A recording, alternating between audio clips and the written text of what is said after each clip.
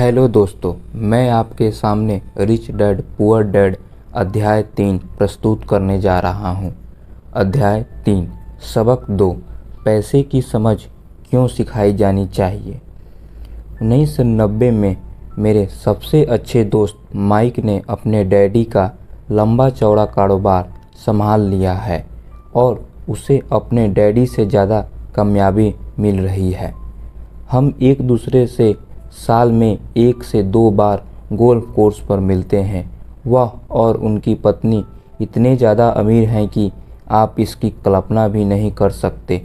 अमीर डैडी का साम्राज्य बहुत सुरक्षित हाथों में है और अब माइक अपने बेटे को उसी तरह सिखा रहा है जिस तरह से उसके डैडी ने हमें सिखाया था। 1994 में 47 की उम्र में रिटायर हो गया और मेरी पत्नी किम उस वक्त 37 साल की थी। रिटायरमेंट का यह मतलब नहीं है कि हर काम नहीं करते या आगे का काम नहीं करेंगे। इसका मतलब यह है कि जब तक कोई चमत्कार ही न हो जाए तब तक हम काम करने या ना करने के लिए आज़ाद हैं। इसका कारण यह है कि हमारी दौलत अपने आप बढ़ती रहती है, मुद्रास्फीति की दर से कहीं ज़्यादा तेज़ रफ्तार से। मुझे लगता है कि आज़ादी इसी को कहते हैं। हमारी दौलत इतनी ज़्यादा है कि यह अपने आप बढ़ सकती है। यह पेड़ लगाने की तरह है। आप सालों तक इसे पानी देते हैं और एक दिन आपकी ज़रूरत नहीं रह जाती। इसकी जड़ें ज़मीन में काफ़ी गहराई तक पहुंच जाती है। इसके बाद पेड़ आपके सुख के लिए छाया और फल देता है। माइक ने साम्राज्य चलाने का विकल्प चुना और मैंने रिटायर होने का। जब मैं लोगों से बात करता हूँ तो वे अक्सर मुझसे सलाह मांगते हैं कि उन्हें क्या करना चाहिए, शुरुआत कहाँ से और कैसे की जाए। आपकी नज़र में कौन सी पुस्तक अच्छी रहेगी? हम अपने बच्चों को यह सब कैसे सिखाएं? कामयाबी का रहस्य क्या है? मैं किस तरह करोड़ों रुपए कमा सकता हूँ? ऐसे वक्त मुझे हमेशा एक लेख की याद आती है जो यहाँ दिया जा रहा है। सबसे अमीर बिजनेसमैन। 1923 में हमारे सबसे महान नेता और सबसे अमीर बिजनेसमैन शिकागो में एजवेटर बीच पर इकट्ठे हुए। वे लोग बहुत मशहूर थे। चार्ल्स शवाब सबसे बड़ी स्टील कंपनी के मुखिया थे। सैमुअल इनलूस दुनिया की सबसे बड़ी यूटिलिटी के अध्यक्ष थे। हॉवर्ड हॉपकins सबसे बड़ी गैस कंपनी के मुखिया थे। आइवर क्रूजर दुनिया की सबसे बड़ी कंपनियों में से एक इंटरनेशनल मैच कंपनी के अध्यक्ष थे। Lian Fraser bank of international settlement के अध्यक्ष थे। रिचर्ड न्यूयॉर्क स्टॉक एक्सचेंज के मुखिया थे। आर्थर कॉटन और जेसी लिवरमोर सबसे बड़े 2 स्टॉक शेयर का कारोबार करने वाले थे और अल्बर्ट फॉल फ्रेडी हार्डिंग के कैबिनेट में मंत्री थे। 25 साल बाद इनमें से 9 लोगों का अंत इस तरह हुआ। शवाब 5 साल तक कर्ज में डूबे रहने के बाद गरीबी में मरे। इनलूस की मौत विदेश में दिवालियापन की हालत में हुई। क्रूजर और कॉटन भी गरीबी में मरे। हॉपकins पागल हो गए और अल्बर्ट फॉल उस समय जेल से रिहा हुए थे। फ्रेजर और लिवरमोर आत्महत्या कर चुके थे। शायद कोई भी ठीक से नहीं बता सकता कि इन लोगों के साथ ऐसा क्यों हुआ था। यह 1923 की बात है। हम इतना अंदाज़ा तो लगा सकते हैं कि यह 1929 के मार्केट क्रैश और बड़ी आर्थिक मंदी के ठीक पहले का समय था। मंदी का इन लोगों पर निश्चित रूप से बहुत ज़्यादा असर हुआ होगा। देखने वाली बात यह है, आज हम इन लोगों से ज़्यादा मुश्किल समय में जी रहे हैं। परिवर्तन ज़्यादा तेज़ी से हो रहे हैं और पूरी दुनिया में हो रहे हैं। मुझे लगता है कि आने वाले 25 सालों में बहुत से ऐसे उतार चढ़ाव आएंगे जो इन लोगों द्वारा झेले गए उतार चढ़ाव की तरह ही होंगे। मुझे यह चिंता है कि बहुत से लोग सिर्फ पैसे पर अपना ध्यान लगाए बैठे हैं और अपनी सबसे बड़ी दौलत पर ध्यान नहीं दे रहे हैं, जिसका नाम है शिक्षा। अगर लोग लालची होने, दिमाग खुला रखने और सीखने के लिए तैयार रहें तो इन परिवर्तनों के बावजूद वे बहुत अमीर बन सकते हैं। अगर लोग यह सोचेंगे कि पैसा ही उनकी समस्याओं को सुलझा सकता है तो ऐसे लोगों के लिए आगे आने वाला समय बहुत परेशानी भरा होगा। वृद्धि से समस्याएं सुलझती हैं और पैसा आता है। अगर आपके पास पैसे की समझ नहीं है तो पैसा चाहे आ भी जाए पर ज़्यादा देर तक नहीं टिकता।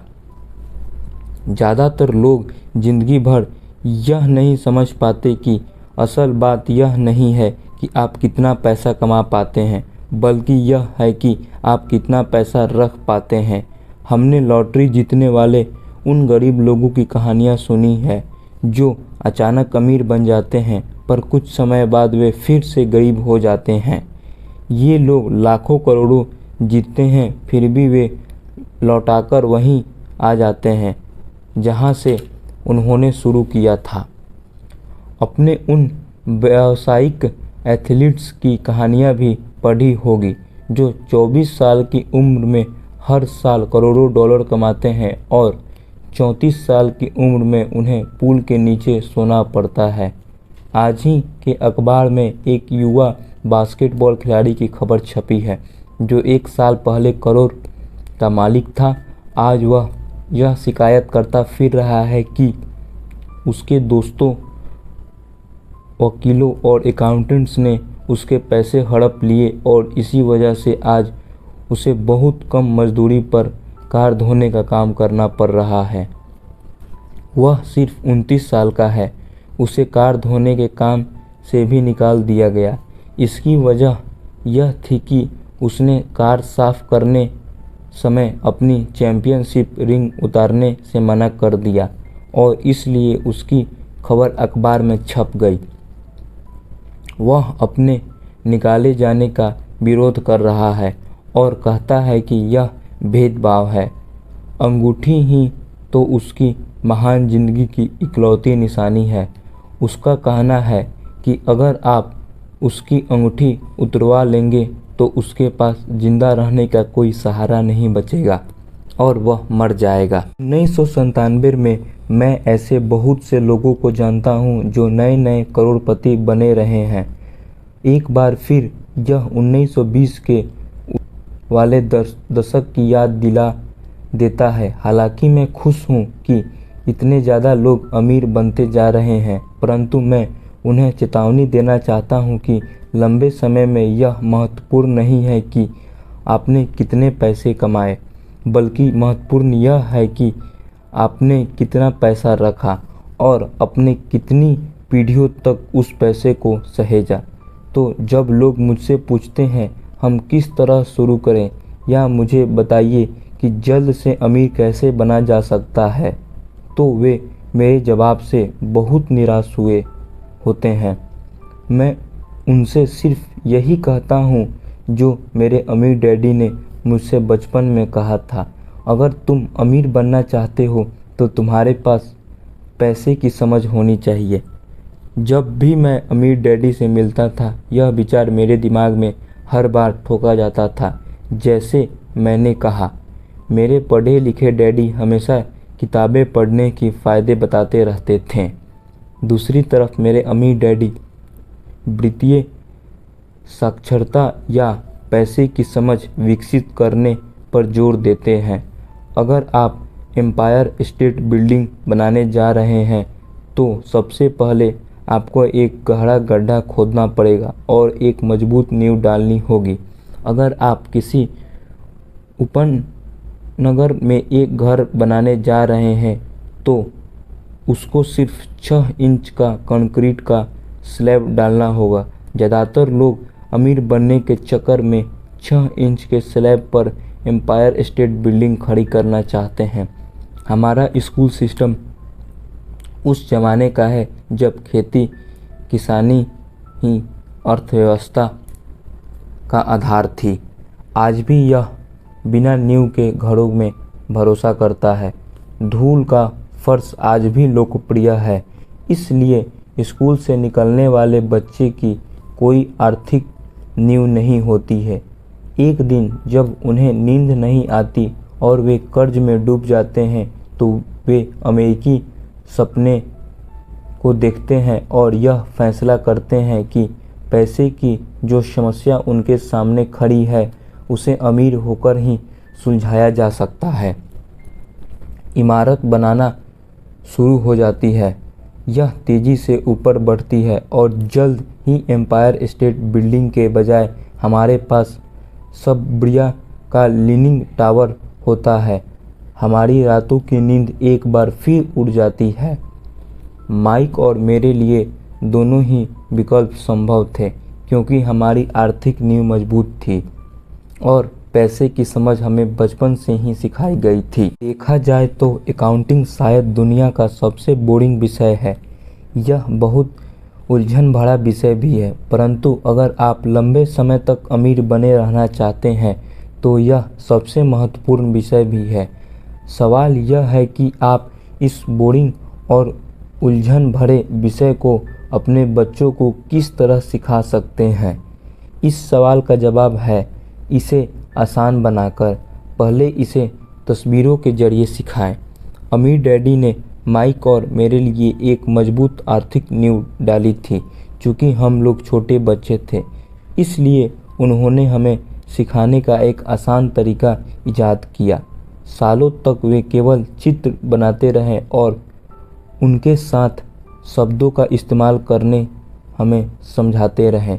जब माइक और मैंने उन आसान डायग्राम की मदद से आर्थिक शब्दावली और पैसे के खेल को समझ लिया तो इसके कई साल बाद अमीर डैडी ने अंकों को जोड़ना शुरू किया।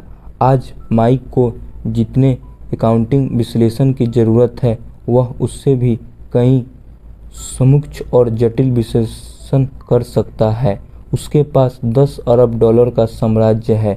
मैं इतना ज़्यादा जटिल विश्लेषण नहीं करता क्योंकि मेरा साम्राज्य छोटा है, परंतु हम दोनों की ही नींव आसान नींव थी।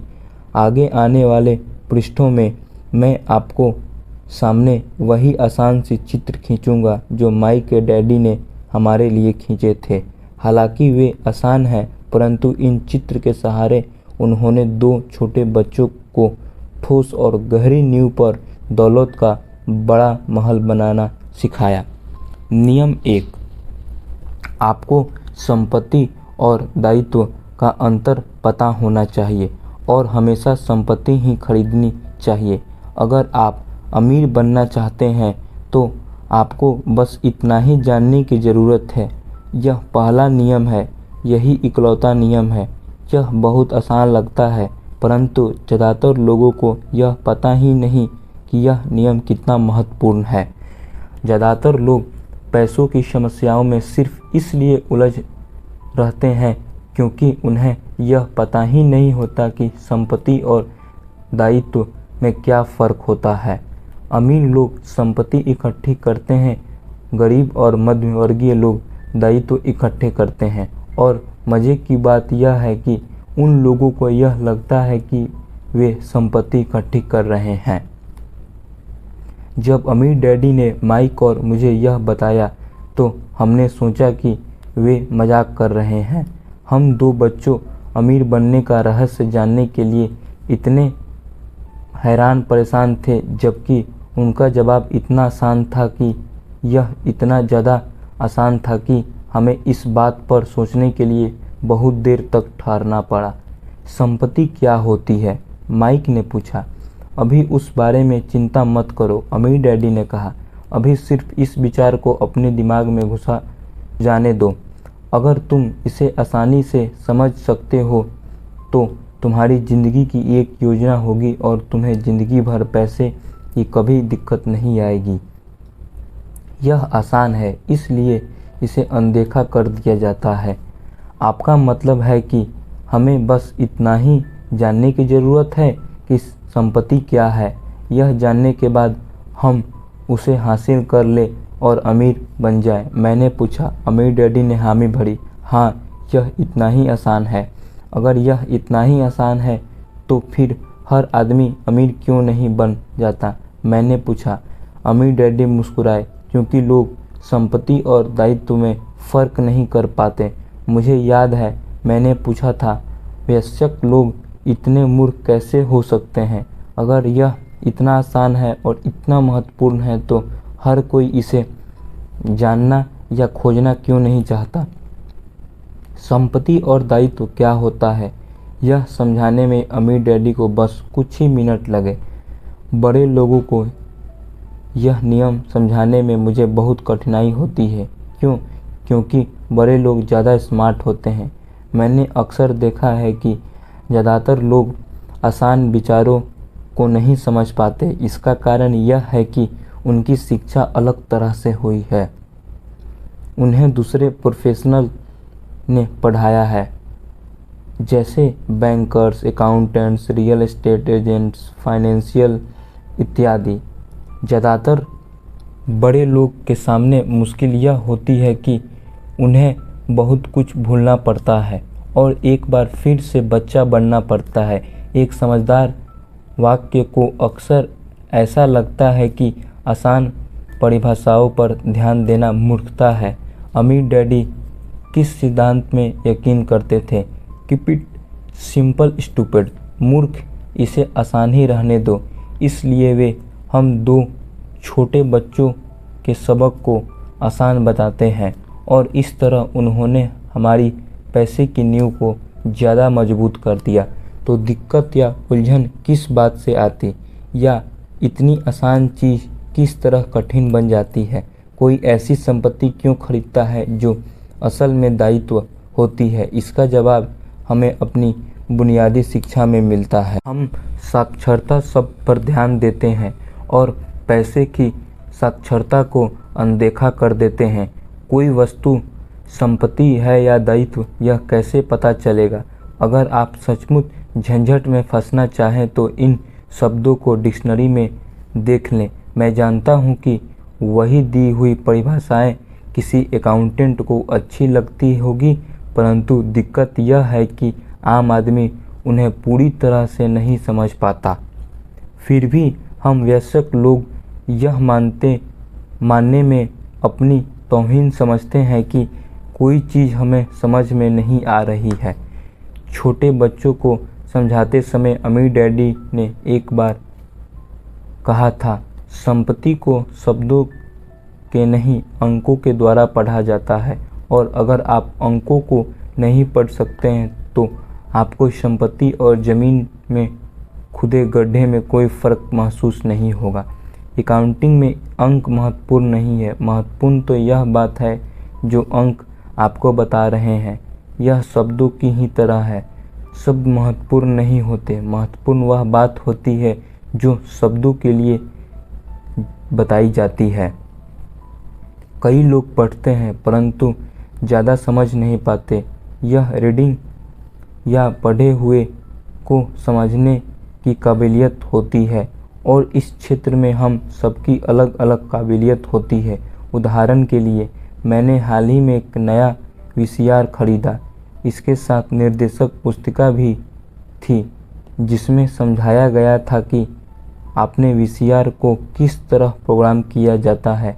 मैं शुक्रवार की शाम को आने वाले अपने फेवरेट टीवी शो को रिकॉर्ड करना चाहता था, पर उस निर्देश पुस्तिका को पढ़ते पढ़ते मैं पागल हो गया। मुझे दुनिया में कोई भी काम इतना मुश्किल नहीं लग रहा था जितना कि अपने वीसीआर को प्रोग्राम करना। मैं शब्दों को पढ़ सकता था परंतु इसके बावजूद मुझे समझ में कुछ नहीं आ रहा था। मुझे शब्दों को पहचानने में ए मिल रहा था परंतु उन्हें समझने में मुझे एफ मिल रहा था, और यही ज़्यादातर लोग के साथ पैसों के मामले में होता है।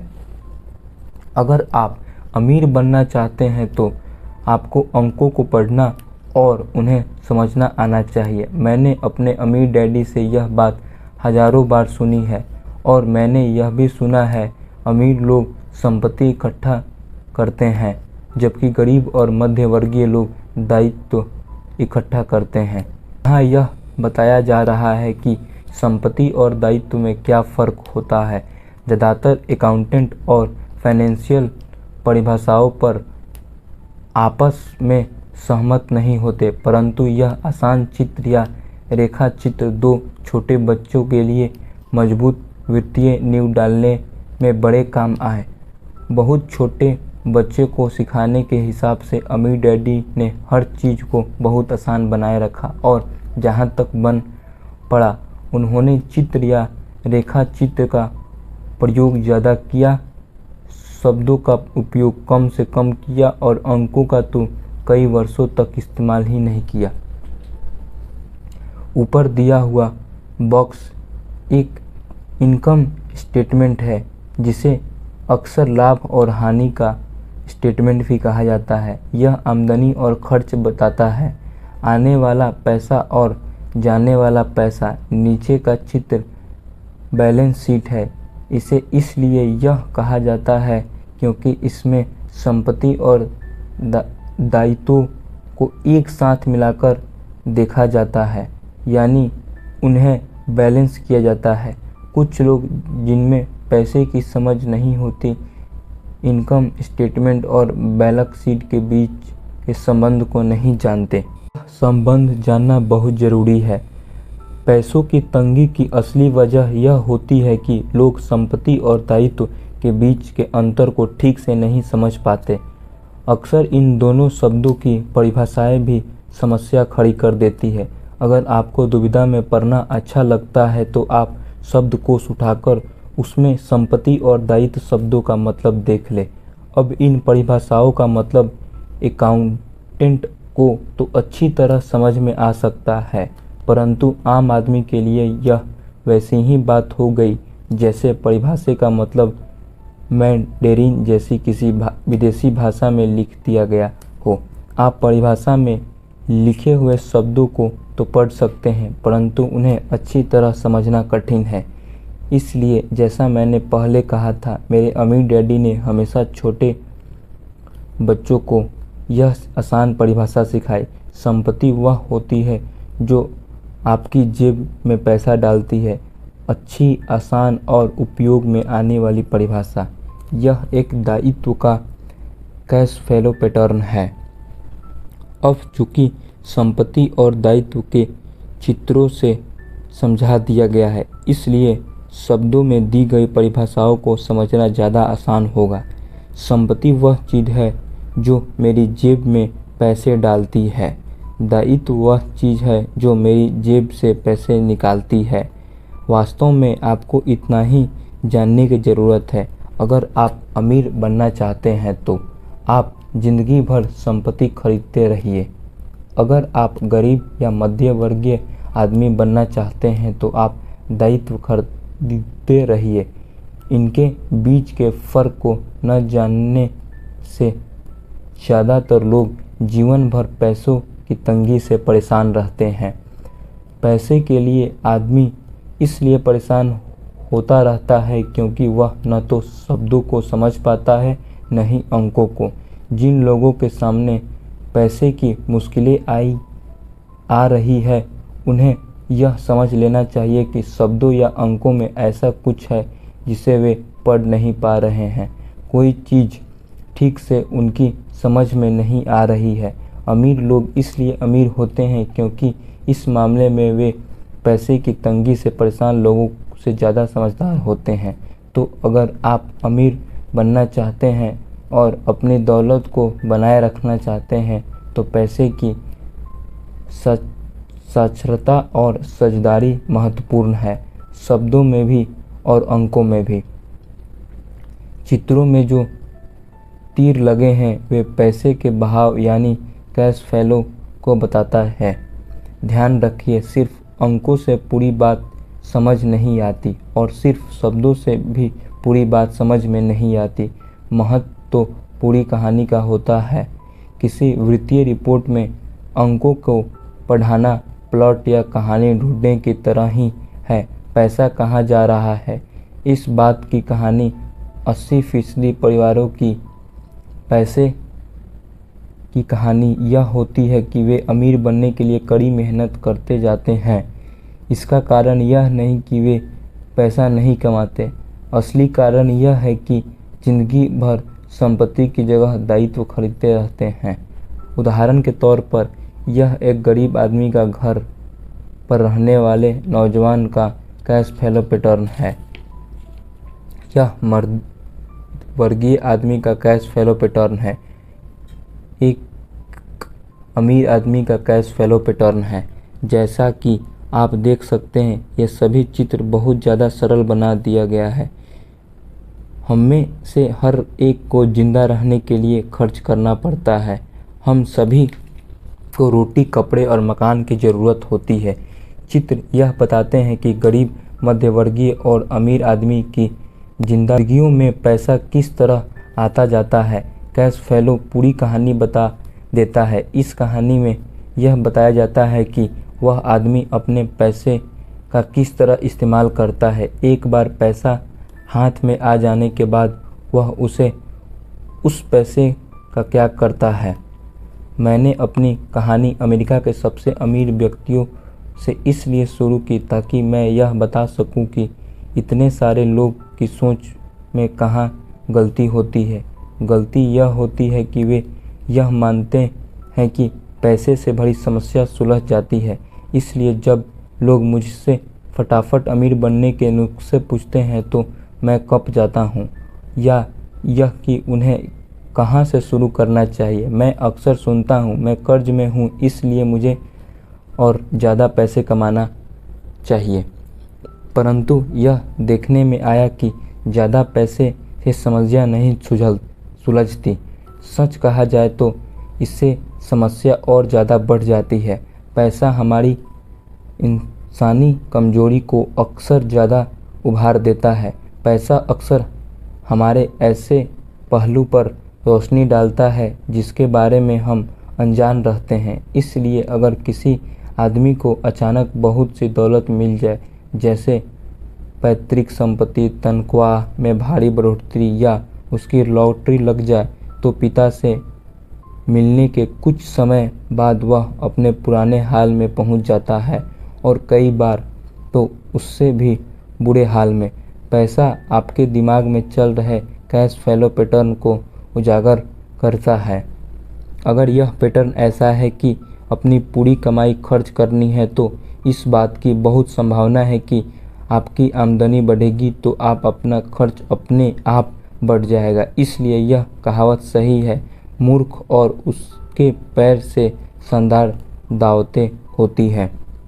मैंने यह कई बार कहा कि हम स्कूल इसलिए जाते हैं ताकि हम शिक्षा और व्यावसायिक काबिलियत को हासिल कर सकें। निश्चित रूप से यह दोनों बहुत ही महत्वपूर्ण है।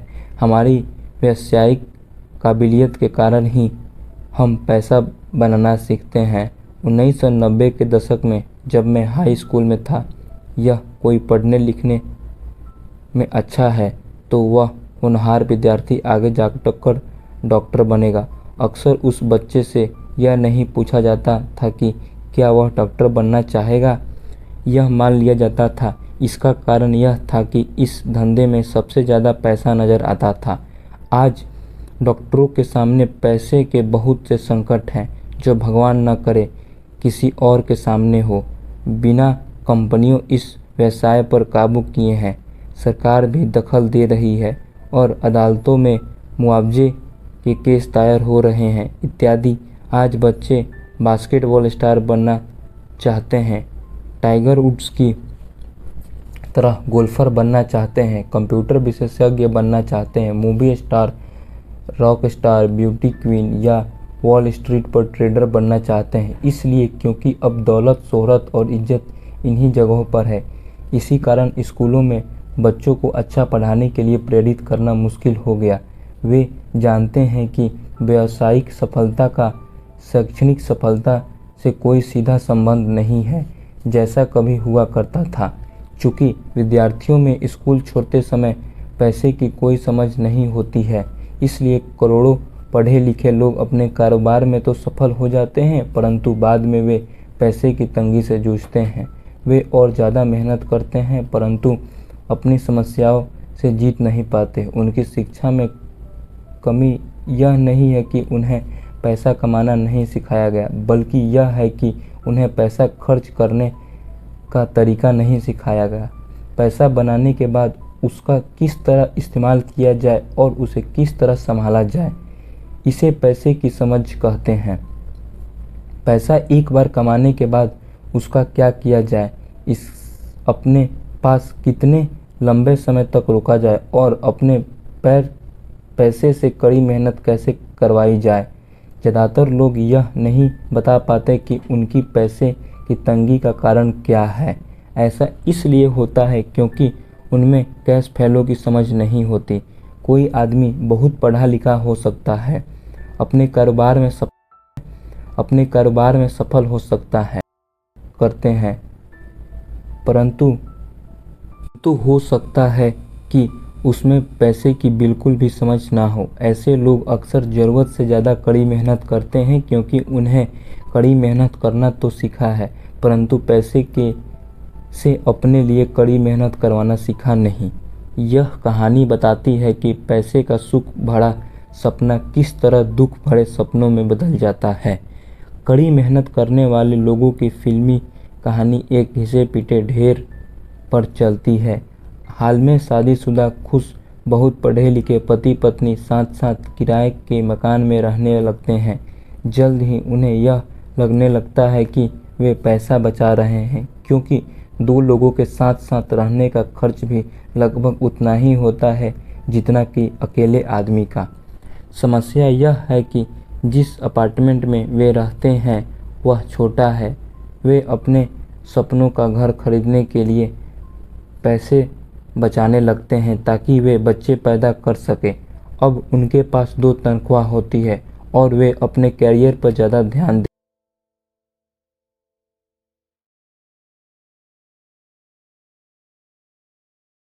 ज़्यादातर लोगों के लिए पहले नंबर का खर्च होता है टैक्स।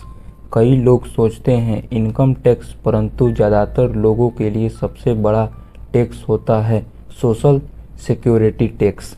कर्मचारी को ऐसा लगता है कि सोशल सिक्योरिटी टैक्स मीडिएकर टैक्स को मिलाकर कुल टैक्स लगभग 7.5% के करीब होता है, परंतु हकीकत में यह 15% होता है, क्योंकि आपके बॉस को भी सोशल सिक्योरिटी की उतनी ही रकम मिलानी पड़ती है।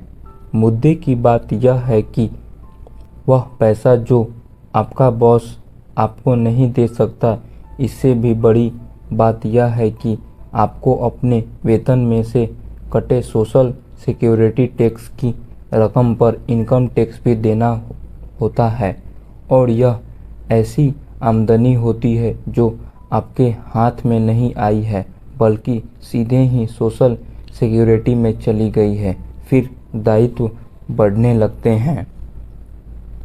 इसे समझाने का सबसे अच्छा तरीका यह है कि हम वापस युवा पति पत्नी की कहानी की तरफ चलें। उनकी आमदनी बढ़ने के कारण वे फैसला करते हैं कि अब वे किराए के मकान में नहीं रहेंगे, बल्कि अपने सपनों का घर खरीद लेंगे। जब वे अपने घर में पहुंच जाते हैं तो उन पर एक नए टैक्स का बोझ आ जाता है, जिसे प्रॉपर्टी टैक्स कहते हैं। फिर वे लोग एक नई कार खरीदते हैं, नया फर्नीचर या नया सामान खरीदते हैं ताकि उनका घर आलीशान लगे। अचानक वे अपने सपने से जागते हैं और देखते हैं कि उनके दायित्व का कलम बढ़ गया है। वे कर्ज में हैं और उन्हें बहुत से मार्टगेज ऋण और क्रेडिट कार्ड ऋण चुकाने हैं। अब वे रैट रेस में फंस चुके हैं। एक बच्चा पैदा हो जाता है और कड़ी मेहनत करते हैं। प्रक्रिया फिर दोहराई जाती है। ज़्यादा पैसा आता है, उस पर ज़्यादा टैक्स लगता है, जिसे ब्रैकेट क्रीप भी कहा जाता है। तभी उनके पास डाक में एक और क्रेडिट कार्ड आ जाता है। वे उनका इस्तेमाल करते हैं, वह ख़त्म हो जाता है। तभी एक लोन कंपनी का आदमी आकर उन्हें बताता है कि उनकी सबसे बड़ी संपत्ति, उनके घर की कीमत बढ़ गई है। कंपनी उन्हें एक बिल कंसोलिडेशन लोन देने का ऑफ़र देती है क्योंकि उनकी क्रेडिट बहुत अच्छी है। कंपनी उन्हें यह भी बताती है कि समझदारी इसी में है होगी कि वे अपने ऊंची ब्याज दर पर लिए गए कंज्यूमर लोन को उनके क्रेडिट कार्ड से चुका दे और इसके अलावा उनके घर पर लगने वाले ब्याज से उन्हें टैक्स में छूट भी मिलेगी। वे ऐसा ही करते हैं और ज़्यादा ब्याज दर वाले क्रेडिट कार्ड का भुगतान कर देते हैं। इसके बाद वे राहत की सांस लेते हैं। उन्होंने क्रेडिट कार्ड का हिसाब साफ कर दिया है। अब उन्होंने अपने उपभोक्ता ऋण को होम मॉर्टगेज में बदल दिया है। उनका भुगतान भी कम हो जाता है क्योंकि उन्हें अपने कर्ज को 30 साल की किस्तों में चुकाना है। समस्या से निपटने का यही सही तरीका है। उनके पड़ोसी आते हैं और उन्हें शॉपिंग पर चलने का न्योता देते हैं। मेमोरियल डे के सेल लगी हुई है, यही तो मौका है कुछ पैसे बचाने का। वे अपने आप से कहते हैं, मैं कुछ नहीं खरीदूंगा, मैं तो सिर्फ देखने जा रहा हूँ। परंतु अगर कोई चीज़ जम जाए तो उसे खरीदने की उम्मीद में वे अपने क्रेडिट कार्ड को ले जाना नहीं भूलते। मैं ऐसे युवा दंपति के हर समय टकराता हूँ। उनके नाम बदलते रहते हैं परंतु उनकी पैसों की तंगी एक सी रहती है। वे मेरे चर्चाओं में यह सुनने के लिए आते हैं कि मैं इस बारे में क्या कहता हूँ। वे मुझसे पूछते हैं, क्या आप हमें बता सकते हैं कि ज़्यादा पैसा कैसे कमाया जा सकता है। उनकी खर्चीली आदतों ने उन्हें और ज़्यादा कमाने के लिए मजबूर कर दिया है। वे इतना भी नहीं जानते हैं कि दरअसल समस्या पैसे कमाने की नहीं है, पैसे सही तरह खर्च करने की है और यही पैसे की तंगी का कारण है। यह समस्या इसलिए पैदा होती है क्योंकि उनमें पैसों की समझ नहीं होती। यह समस्या इसलिए भी भयानक हो जाती है क्योंकि वे संपत्ति और दायित्व के फर्क को नहीं समझ पाते। मेरा मानना कि ज़्यादा पैसे से शायद ही कभी किसी की पैसे की समस्याएं सुलझती है। समस्याएं समझदारी से सुलझती है। मेरा एक दोस्त बार बार कर्ज में फंसे लोगों को यही सलाह देता है, अगर आपको लगता है कि आपने अपने आप को किसी गड्ढे में फंसा लिया है तो गड्ढा खोदना बंद कर दो। मेरे डैडी बचपन में हमें बताया करते थे कि जापानी 3 ताकतों को मानते थे, तलवार की ताकत, रत्नों की ताकत और दर्पण की ताकत। तलवार हथियारों की ताकत का प्रतीक है। अमेरिका ने हथियारों पर खरबों डॉलर खर्च कर दिए हैं और इसी कारण वह आज विश्व में सबसे ताकतवर देश है। रत्न पैसे की ताकत का प्रतीक है। इस कहावत में कुछ तो सच्चाई है। यह स्वर्णिम नियम याद रखो, जिसके पास स्वर्ण है वही नियम बनाता है। दर्पण आत्मज्ञान का प्रतीक है। जापानी दंत कथा के अनुसार यह आत्मज्ञान इन तीनों में सबसे कीमती वस्तु थी। गरीब और मध्यवर्गीय लोग अक्सर धन की ताकत से नियंत्रित होते हैं। वे सुबह सुबह उठकर कड़ी मेहनत करने यानी नौकरी करने चले जाते हैं और खुद से यह तक नहीं पूछते कि क्या ऐसा करना समझदारी है। पर पैसे की समझ न होने के कारण ज़्यादातर लोग पैसे की डरावनी ताकत को यह इजाज़त दे देते हैं कि वह उन्हें काबू में कर ले। पैसे की ताकत उन्हें विरोध में इस्तेमाल होती है। अगर वे दर्पण की ताकत का इस्तेमाल करते तो वे खुद से यह सवाल पूछते, क्या इसमें समझदारी है। बहुत बार अपनी अंदरूनी समझदारी पर भरोसा करने के बजाय लोग भीड़ के साथ चलने लगते हैं। वे कोई काम इसलिए करते हैं क्योंकि सभी लोग ऐसा करते हैं। वे सवाल पूछने के बजाय नकल करने लगते हैं। अक्सर वे नासमझी के कारण वही दोहराते हैं जो उन्हें सिखाया गया है। इस तरह की विचार कि आपका घर आपकी सबसे बड़ी पूंजी है। आपका घर आपका सबसे बड़ा निवेश है। अगर आप ज़्यादा कर्ज लेते हैं तो आपको टैक्स में ज़्यादा छूट मिलेगी। सुरक्षित नौकरी खोजो, गलतियां मत करो, खतरे मत उठाओ। ऐसा कहा जाता कि ज़्यादातर लोग के लिए मौत से भी डरावनी चीज़ होती है भीड़ के सामने बोलने का डर। मनोवैज्ञानिक कहता है कि ज़्यादातर लोग सार्वजनिक मंच पर बोलने से इसलिए डरते हैं क्योंकि उन्हें यह डर होता है कि उनकी बुराई होगी, लोग बाग उनकी हंसी उड़ाएंगे, वे अकेले रह जाएंगे, सबसे कट जाएंगे और बिरादरी से अलग थलग कर दिए जाएंगे। सबसे अलग होने का डर या अकेले रह जाने का डर ही वह सबसे बड़ा कारण है जिस वजह से ज़्यादातर लोग अपनी समस्या हल करने के लिए नए तरीके नहीं ढूंढते। इसलिए मेरे पढ़े लिखे डैडी कहा करते थे कि जापानी लोग दर्पण की ताकत को सबसे ज़्यादा महत्व देते थे क्योंकि जब इंसान दर्पण में खुद को देखता है तभी उसे सच्चाई का पता चलता है। और ज़्यादातर लोग खतरे मत उठाओ इसलिए कहते हैं क्योंकि वे खुद डरे हुए होते हैं। यह किसी भी चीज़ के बारे में कहा जा सकता है, जैसे खेल में, संबंधों में, कैरियर में, धन में। इसी डर, इसी समाज से कट जाने के डर के कारण लोग लीक पर चलते हैं और समाज की स्वीकृत मान्यताओं का लोकप्रिय प्रवृत्तियों के खिलाफ नहीं जाते। आपका घर एक संपत्ति है, बिल कोऑर्डिनेशन लोन लो और कर्ज से बाहर निकल जाओ। कड़ी मेहनत करो, प्रमोशन का सवाल है, एक दिन में वाइस प्रेसिडेंट बन जाऊंगा। पैसे बचाओ, जब मेरी तनख्वाह बढ़ेगी तो मैं एक बड़ा घर खरीद लूँगा। म्यूचुअल फंड सुरक्षित है। टिकल मी एमलो डॉल्स अभी स्टॉक में नहीं है, परंतु मेरे पास एक डॉल रखी हुई है जो दूसरा ग्राहक अब तक लेने नहीं आया है। भीड़ के साथ चलने और पड़ोसियों के ऐशो आराम की नकल के कारण पैसे की बहुत सी समस्याएं पैदा होती है। कई बार हम सभी को दर्पण में देखने की ज़रूरत होती है और हमें अपने डर के बजाय अपनी अंदरूनी समझदारी से सोचना चाहिए। जब माइक और मैं 16 वर्ष के हुए तो हमें स्कूल में समस्याएं आने लगी थी।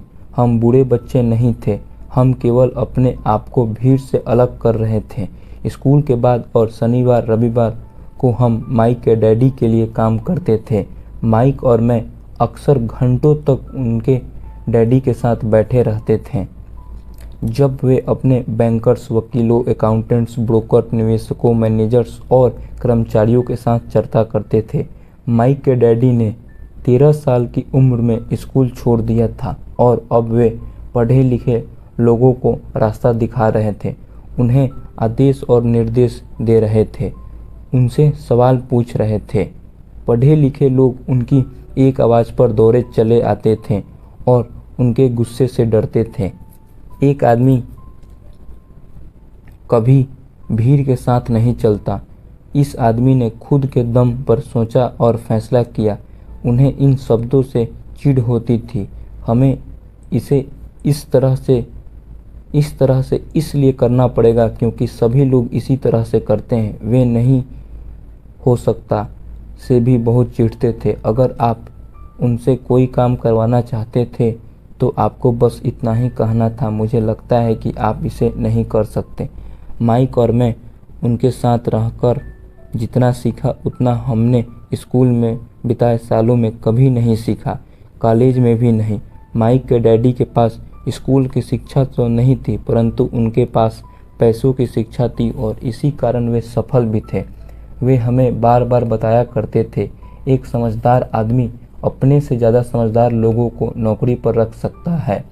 इसलिए माइक और मुझे समझदार लोगों की बातें सुनने और उनसे सीखने का लाभ मिला, परंतु इसके कारण माइक और मैं दोनों ही उस सामाजिक मान्यता के साथ नहीं चल पाए जो हमारे शिक्षक हमें सिखाते थे और इस वजह से कई समस्याएं पैदा हो गई। जब कोई टीचर कहता था अगर तुम्हें अच्छे नंबर नहीं मिलते तो तुम दुनिया में कुछ नहीं कर सकते, तो माइक और मैं अपनी भौवें चढ़ा लेते थे। जब हमें घिसे पीटे ढेर पर चलने को कहा जाता था और नियमों का अक्षरश पालन करना सिखाया जाता था तो हमें यह लगता था कि स्कूली शिक्षा दरअसल रचनात्मकता का गला घोट देती है। हम अमीर डैडी की यह बात समझने लगे थे कि स्कूल को इसलिए बनाया गया है ताकि वहाँ अच्छे कर्मचारी तैयार हो सके, ना कि अच्छे मालिक। कभी कभार माइक या मैं टीचर से पूछते थे कि हम जो पढ़ रहे हैं उसकी असली ज़िंदगी में क्या उपयोगिता है, या यह कि हमें पैसे के बारे में क्यों नहीं पढ़ाया जाता। दूसरे सवाल का अक्सर हमें यह जवाब मिलता था कि पैसा महत्वपूर्ण नहीं है, और अगर हम अच्छी पढ़ाई करेंगे तो पैसा अपने आप मिलने लगेगा। हम पैसे की ताकत के बारे में जितना ज़्यादा जानते थे, अपने शिक्षकों और सहपाठियों से उतना ही दूर होते जाते थे। मेरे पढ़े लिखे डैडी ने कभी मुझ पर अच्छे नंबरों के लिए दबाव नहीं डाला। मुझे इस बात पर हैरत होती है कि उन्होंने ऐसा क्यों नहीं किया, परंतु हम लोगों ने पैसे को लेकर अक्सर वाद विवाद होने लगे थे। जब मैं 16 साल का हुआ तो मेरी पैसे की बुनियाद मेरी मम्मी डैडी से अच्छी हो चुकी थी। मैं हिसाब किताब रख सकता था। मैं tax accountants, corporates, bankers, real estates, brokers, निवेशकों इत्यादि के बातें सुनता था। मेरे डैडी शिक्षकों से बातें करते थे। एक दिन मेरे डैडी मुझे बता रहे थे कि हमारा घर हमारे लिए सबसे बड़ा निवेशक क्यों है। इस बात को लेकर हम लोगों में बहस हो गई। जब मैंने उन्हें यह बताया कि घर हमारे लिए एक अच्छा निवेशक क्यों नहीं है, आगे आने वाले चित्र से यह साफ हो जाता है कि अपने अपने घरों को लेकर मेरे अमीर डैडी और मेरे गरीब डैडी के विचारों में कितना अंतर था। एक डैडी के हिसाब से उनका घर एक संपत्ति था, दूसरे डैडी के हिसाब से यह एक दायित्व था। मुझे याद है कि मैंने नीचे वाला चित्र खींचकर अपने डैडी को कैश फ्लो की दिशा समझाने की कोशिश की थी। मैंने उन्हें यह भी बताया था कि घर के साथ साथ उससे जुड़े कुछ दिग्गर कर्ज भी बढ़ जाते हैं। एक ज़्यादा बड़े घर का मतलब था और ज़्यादा खर्च, और इसका मतलब था कि कैश फ्लो खर्च के कलम से होकर गुजरता था। आज भी लोग बाग मुझसे इस बात पर बहस करते हैं कि उनका घर संपत्ति क्यों नहीं होता। मैं जानता हूँ कि बहुत से लोगों के लिए खुद का घर उनका सबसे बड़ा सपना होता है, और इसलिए वे इसे अपना सबसे बड़ा निवेश मानते हैं। अपने घर के मालिक होने से ज़्यादा अच्छा कुछ भी नहीं। मैं इस लोकप्रिय मान्यता को देखने का एक और नज़रिया सुझाना चाहता हूँ। अगर मैं और मेरी पत्नी एक ज़्यादा बड़ा और आलीशान मकान खरीदने की बात सोचते हैं तो हम जानते हैं कि यह एक संपत्ति नहीं होगी, बल्कि एक दायित्व होगा, क्योंकि इससे हमारी जेब से पैसा निकल जाएगा। तो यह रहा मेरा तर्क। हालांकि ज़्यादातर लोग मुझसे सहमत नहीं होंगे, क्योंकि घर एक भावनात्मक चीज़ होती है, और जब पैसे का सवाल आता है तो भावनाएं पैसे की समझ को हरा देती है। मुझे व्यक्तिगत अनुभव से पता है कि पैसा हर फैसले को भावनात्मक बना देता है। जब घर की बात आती है तो मैं यह बताना चाहता हूँ कि ज़्यादातर लोग उस घर की कीमत चुकाने के लिए ज़िंदगी भर काम करते हैं जिसके वे कभी पूरी तरह मालिक नहीं होते। दूसरे शब्द में, ज़्यादातर लोग एक घर खरीदने के कुछ सालों बाद दूसरा घर खरीदते हैं, और हर बार पहले मकान के लिए जो कर्ज वे लेते हैं उस पर उसके पास हर बार फिर से 30 साल का नया कर्ज हो जाता है। हालांकि लोगों को मार्गेट पेमेंट पर ब्याज के लिए टैक्स में छूट मिलती है, परंतु वे अपने दीगर खर्चों के लिए टैक्स के बाद मिलने वाले डॉलरों का उपयोग करते हैं। अपनी मॉर्टगेज पूरी तरह चुकाने के बाद भी प्रॉपर्टी टैक्स। मेरी पत्नी के मम्मी डैडी को धक्का लगा जब उनके घर का प्रॉपर्टी टैक्स $1000 प्रति माह तक पहुंच गया। यह तब हुआ जब वे रिटायर हो चुके थे, और इस बढ़ोतरी से उनका रिटायरमेंट के बाद का बजट गड़बड़ा गया और उन्हें मजबूरन मकान बदलना पड़ा। घर की कीमत हमेशा नहीं बढ़ती। मेरे कुछ दोस्त हैं जिन्होंने अपने घर के लिए कर्ज लिया था। उन्हें $10 लाख से भी ज़्यादा का कर्ज चुकाना है, पर आज उस घर की कीमत $7 लाख से ज़्यादा नहीं है। सबसे बड़े नुकसान अवसर गंवाने की वजह से होते हैं। अगर आपका सारा पैसा मकान में फंसा रहता है तो आपको ज़्यादा कड़ी मेहनत करनी पड़ती है ताकि आपका खर्च चलता रहे। इसके दौरान आपके संपत्ति वाले कलम में कोई बढ़ोतरी नहीं होती। अगर एक युवा पति पत्नी शुरुआत में ही अपना पैसा संपत्ति वाले कलम में लगाए तो उनके आगे के साल आराम से गुजरेंगे, खासकर उस समय जब वे अपने बच्चों को कॉलेज में भेजेंगे। इस दौरान उनकी संपत्ति भी बढ़ जाएगी और उनके खर्च भी आराम से चलते रहेंगे। अक्सर ऐसा होता है कि आपका घर आपके बढ़ते हुए खर्च के भुगतान के लिए होम इक्विटी लोन का साधन बन जाता है। संक्षेप में, अपना घर खरीदने का फैसला बहुत खर्चीला पड़ता है। इसके बजाय बेहतर यह होगा कि जल्द ही इन्वेस्टमेंट पोर्टफोलियो बना लिया जाए। किस आदमी पर इसका असर कम से कम 3 तरह से पड़ता है। समय की बर्बादी, क्योंकि इस दौरान दूसरी संपत्तियों का मूल्य बढ़ गया होता। अतिरिक्त पूंजी की बर्बादी, जिसे दोबारा निवेश किया जा सकता था, जबकि घर खरीदने के बाद आपको घर से सीधे जुड़े बहुत से खर्च उठाने पड़ते हैं। शिक्षा की बर्बादी, अक्सर ऐसा होता है कि लोग यह मानते हैं कि उनके संपत्ति वाले कलम में उनका घर, बचत और रिटायरमेंट प्लान आता है। चूँकि उनके पास निवेश करने के लिए पैसा नहीं होता, इसलिए वे बिल्कुल भी निवेश नहीं करते हैं। इस कारण उन्हें निवेश का अनुभव नहीं मिल पाता। ज़्यादातर लोग कभी एक समझदार निवेशक नहीं बन पाते और सबसे बढ़िया निवेशक समाज तौर पर सबसे पहले समझदार निवेशकों को बचे जाते हैं, जो बाद में उन्हें सुरक्षित खेलने वाले लोगों को बेचते हैं। मेरे पढ़े लिखे डैडी का फाइनेंशियल स्टेटमेंट रैट रेस में फंसे व्यक्ति का सबसे अच्छा उदाहरण है। उनके खर्च हमेशा उनकी आमदनी से ज़्यादा होते थे, इसलिए उन्हें संपत्ति में निवेश करने का मौका ही नहीं मिलता था। इसका नतीजा यह होता था कि उनके दायित्व जैसे मार्केट और क्रेडिट कार्ड के कर्ज उनकी संपत्ति से कहीं ज़्यादा होते थे। अगला चित्र 1000 शब्दों की तरह एक कहानी बताता है। पढ़े लिखे डैडी का फाइनेंशियल स्टेटमेंट। दूसरी तरफ मेरे अमीर डैडी का फाइनेंशियल स्टेटमेंट यह दिखाता है कि वे जी जान लगाकर निवेश कर रहे थे और उन्होंने अपने दायित्वों को कम से कम रखा था। अमीर डैडी का फाइनेंशियल स्टेटमेंट। मेरे अमीर डैडी के फाइनेंशियल स्टेटमेंट से यह भी पता चलता है कि अमीर लोग और ज़्यादा अमीर क्यों बनते हैं। संपत्ति वाले कलम से इतनी ज़्यादा आमदनी होती है कि खर्च आराम से चल जाता है और कुछ पैसा बच भी जाता है। इस बचे हुए पैसे को एक बार फिर से संपत्ति वाले कलम में दोबारा निवेश कर दिया जाता है। संपत्ति वाला कलम बढ़ता रहता है और इससे होने वाली आमदनी भी बढ़ती रहती है। नतीजा यह होता है, अमीर लोग और ज़्यादा अमीर होते जाते हैं। अमीर लोग और ज़्यादा अमीर क्यों होते जाते हैं? मध्य वर्ग के लोग हमेशा पैसे की तंगी से जूझते रहते हैं।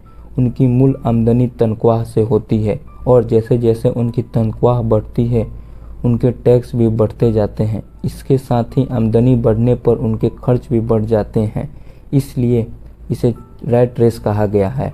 यह लोग मानते हैं कि उनका घर उनकी मूल संपत्ति और इसलिए वे आमदनी दिलाने वाले संपत्ति में निवेश नहीं करते। आज की कर्जदार सोसाइटी 2 बातें मानती है। पहला यह कि खुद का घर एक निवेश होता है और दूसरी यह कि तनख्वाह बढ़ने पर खर्च भी बढ़ाना चाहिए या एक ज़्यादा बड़ा घर खरीद लेना चाहिए। बढ़ते हुए खर्च के कारण परिवार ज़्यादा कर्ज में फंस जाता है और उन्हें पैसे की और ज़्यादा तंगी सामना करना पड़ता है। हालांकि वे अपनी नौकरियों में लगातार तरक्की कर रहे हैं और उनकी तनख्वाह लगातार बढ़ती जा रही है। इसे हाई रिस्क लिविंग या बहुत जोखिम भरा जीवन शैली कहा जाता है और इसका कारण यह है कि ऐसे लोगों में पैसे की समझ नहीं होती है। 1990 के दशक में नौकरियों में भारी कटौती से यह बात पता चली कि मध्य वर्ग पैसे के मामले में कितना असुरक्षित है। अचानक कंपनी पेंशन प्लान की जगह पर 401k का प्लान आ गया है। सोशल सिक्योरिटी निश्चित रूप से संकट में है और इसे रिटायरमेंट का सहारा नहीं बनाया जा सकता। मध्य वर्ग में घबराहट सा माहौल पैदा हो गया। आज एक अच्छी बात यह है कि ज़्यादातर लोग यह बात समझते हैं और इसलिए उन्होंने म्यूचुअल फंड खरीदना शुरू कर दिया है।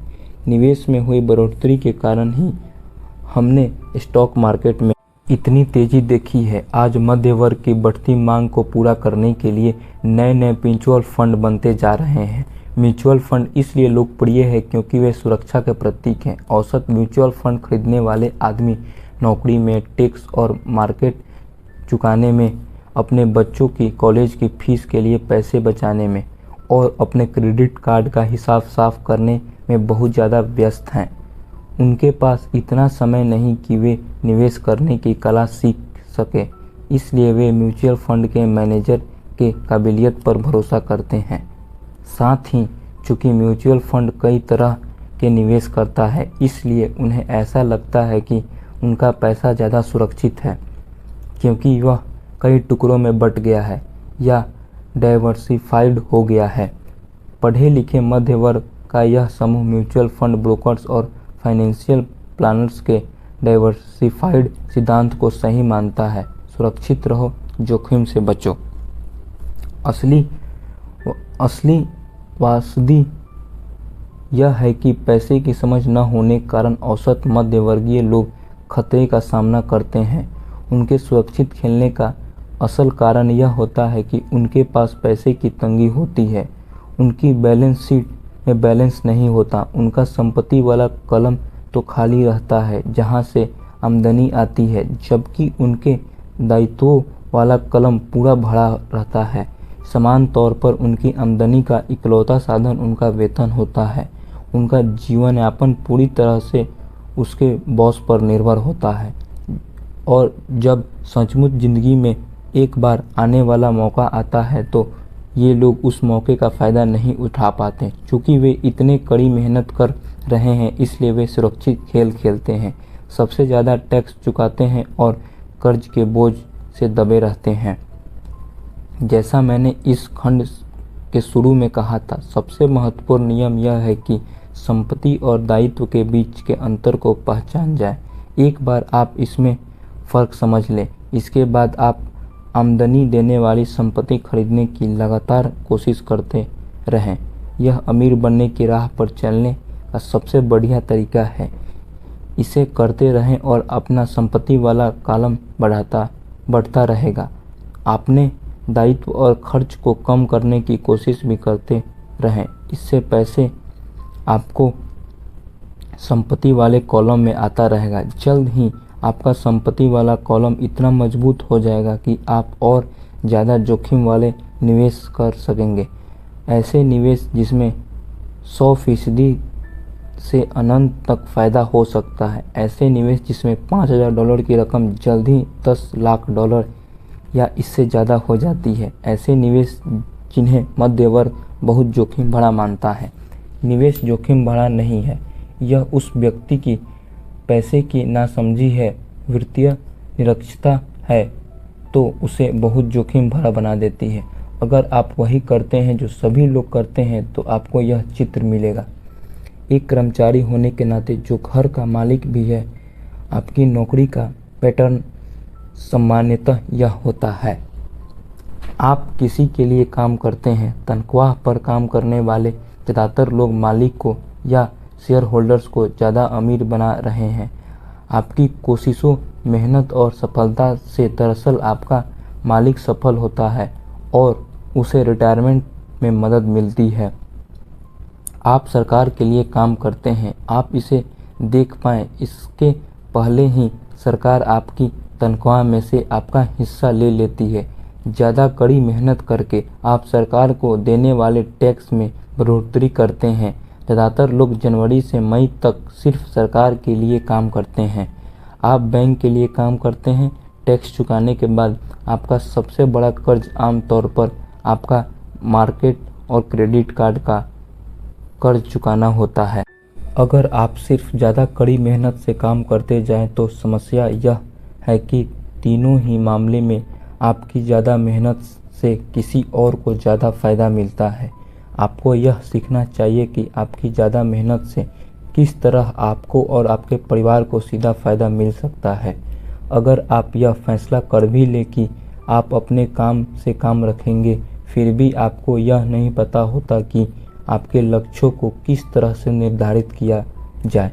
ज़्यादातर लोग अपने प्रोफेशन को बनाए रखना चाहते हैं और अपनी तनख्वाह के सहारे ही संपत्ति बनाना चाहते हैं। जब उनकी संपत्ति बढ़ती है तो वे किस तरह अपनी सफलता का आकलन करते हैं। कब कोई आदमी यह महसूस करता है कि वह अमीर है, कि उसके पास दौलत है। संपत्ति और दायित्व की मेरी अपनी परिभाषाओं की ही तरह दौलत के बारे में भी मेरी अपनी परिभाषा है। दरअसल मैंने इस बकमिस्टर फुलर नामक व्यक्ति से सीखा। कुछ लोग उसे नीम हकीम कहते हैं और कई लोग उसे एक जीता जागता जीनियस कहते हैं। सालों पहले सभी वास्तुविद इसलिए हैरान हो गए थे क्योंकि 1961 में उसने जियोडेसिस डोम के पेटेंट के लिए एक आवेदन किया था और उस आवेदन में फुलर ने दौलत के बारे में भी कुछ कहा था। पहले तो उसका ठीक ठाक मतलब समझ नहीं आया था, परंतु उसे कई बार पढ़ने के बाद इसका मतलब समझ में आने लगा। दौलत किसी आदमी की यह योग्यता है जिसके सहारे वह आगे आने वाले इतने दिनों तक जिंदा रह सकता है। यानी अगर मैं आज काम करना बंद कर दूं तो मैं कितने समय तक जिंदा रह सकता हूं। यह नेटवर्थ की तरह नहीं है जो आपकी संपत्ति और दायित्व के बीच का अंतर है। हर व्यक्ति को लगता है कि उसके पास जो सामान है वह बहुत कीमती है, परंतु इस परिभाषा से सचमुच सही आकलन किया जा सकता है कि अब आकलन कर सकता हूँ और सचमुच जानता हूँ कि आर्थिक रूप से आज़ाद होने के मेरे लक्ष्य के संदर्भ में मैंने कितनी तरक्की कर ली है। हालांकि नेटवर्थ में ऐसी चीज़ें भी आ जाती है जिनसे पैसा नहीं आता, जैसे वह वस्तु जो आपके गैरेज में खड़ी है। दौलत का सीधा सा हिसाब यह है कि आपका पैसा कितना पैसा बना रहा है और इसलिए आप आर्थिक रूप से कितने दिनों तक जिंदा रह सकते हैं। दौलत दरअसल संपत्ति के कलम की कैश फ्लो के दायित्व आने वाले कलम के साथ तुलना है। एक उदाहरण लें, यह कहें कि मेरे पास हर महीने में संपत्ति वाले कलम से $1000 का कैश फ्लो है और मेरा खर्च हर महीने $2000 है। मेरे पास कितनी दौलत है। अब हम बकमिस्टर फुलर की परिभाषा की तरफ चलें। उनकी परिभाषा के हिसाब से मैं कितने दिनों तक जिंदा रह सकता हूँ। अगर हम एक महीने में 30 दिन मान लें तो इस परिभाषा के हिसाब से मैं 15 दिन तक जिंदा रह सकता हूँ। जब मैं अपनी संपत्ति से हर महीने $2000 का कैश फ्लो हासिल करने लग जाऊंगा तो मैं दौलतमंद हो जाऊंगा। हालांकि मैं अमीर नहीं हूँ, परंतु मैं दौलतमंद जरूर हूँ। हर महीने मेरी संपत्ति से मुझे जो आमदनी मिलती है वह मेरे महीने भर के खर्च के लिए काफ़ी होती है। अगर मैं अपने खर्च को बढ़ाना चाहता हूँ तो मुझे इसके पहले अपनी संपत्ति से आने वाले कैश फ्लो को बढ़ाना होगा। यह ध्यान रखें कि इस बिंदु पर मैं अपनी तनख्वाह पर बिल्कुल भी निर्भर नहीं हूँ। मेरे संपत्ति वाले कलम को भरने में जी तोड़ कोशिश की थी और मैं इसमें सफल भी हुआ था, जिसके कारण आज मैं आर्थिक रूप से आज़ाद हो गया हूँ। अगर मैं आज अपनी नौकरी छोड़ भी दूँ तो मेरी संपत्तियाँ से इतना कैश फ्लो आता रहेगा कि मेरा खर्च आसानी से चलता रहेगा। मेरा अगला लक्ष्य यह होगा कि मेरी संपत्तियों से आने वाले अतिरिक्त कैश फ्लो को फिर से संपत्ति वाले कलम में निवेश कर दिया जाए। मेरे संपत्ति वाले कलम में जितना ज़्यादा पैसा जाता है, मेरा संपत्ति वाला कलम उतना ही बढ़ता रहता है। मेरा संपत्ति वाला कलम जितना ज़्यादा बढ़ता है, वहाँ से उतना ही ज़्यादा कैश फ्लो आता है और जब तक मैं अपने खर्च को आने वाले कैश फ्लो से कम रखता हूँ तब तक मैं ज़्यादा अमीर बनता रहूँगा। और ध्यान देने वाली बात यह है कि मेरे आमदनी शारीरिक मेहनत से नहीं बल्कि दूसरे जरिए से हो रही है। जब तक पुनर्निवेश की यह प्रक्रिया चलती रहती है, मैं अमीर बनने की राह पर तेजी से चलता रहूँगा। अमीरी की असली परिभाषा देखने वाले की निगाह में होती है। आप कभी अत्यधिक अमीर नहीं हो सकते। इस आसान सबक को याद रखें। अमीर संपत्ति खरीदते हैं, गरीब केवल खर्च करते हैं। मध्य वर्ग दायित्व खरीदता है परंतु यह सोचता है कि हर संपत्ति खरीद रहा है। तो किस तरह मैंने अपने काम से काम रखा? इस सवाल का जवाब है मैकडॉनल्ड्स के मालिक की बात सुन ले। आज का लेसन यहीं समाप्त हुआ। कृपया आपसे अनुरोध है कि लाइक, सब्सक्राइब और शेयर करना ना भूलें और कमेंट में तब